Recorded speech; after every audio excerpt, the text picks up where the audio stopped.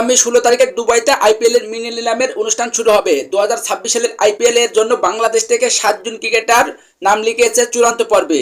সাকিব আল হাসানকে ছাড়াই এবারের এই আইপিএলে বাংলাদেশের 7 জন ক্রিকেটার 2026 সালের আইপিএল এর চূড়ান্ত লিস্টের নাম রয়েছে, কিন্তু সাকিব আল হাসানের নেই।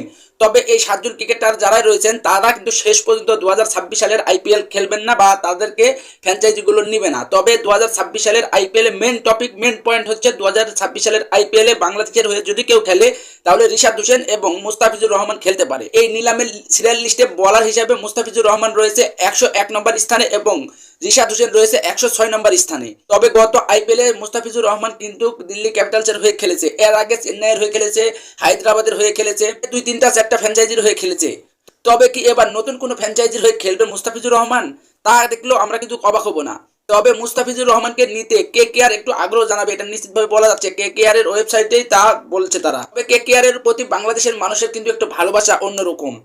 কলকাতার এই ফ্র্যাঞ্চাইজিটি বাংলাদেশের একবারে কাছের একটা ফ্র্যাঞ্চাইজি, এটা নিশ্চিতভাবে বলা যায়, কারণ এই ফ্র্যাঞ্চাইজির হয়ে সাকিব আল হাসান দীর্ঘদিন খেলেছে।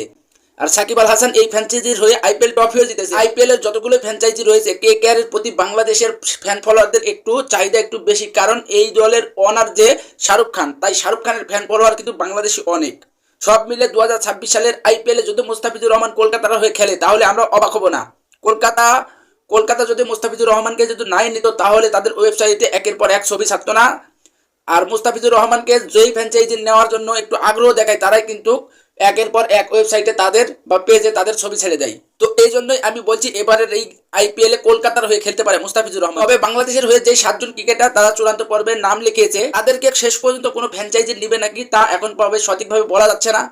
তবে যদি 2026 সালের আইপিএল এ কেউ খেলে তাহলে রিশাদ হোসেন এবং মুস্তাফিজুর রহমান খেলতে পারে, এটা আমি বলতে পারি।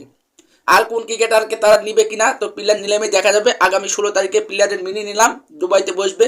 তো দেখা যাক শেষ পর্যন্ত এই নিলামে বাংলাদেশের কোন কোন ক্রিকেটারকে তারা নেয়।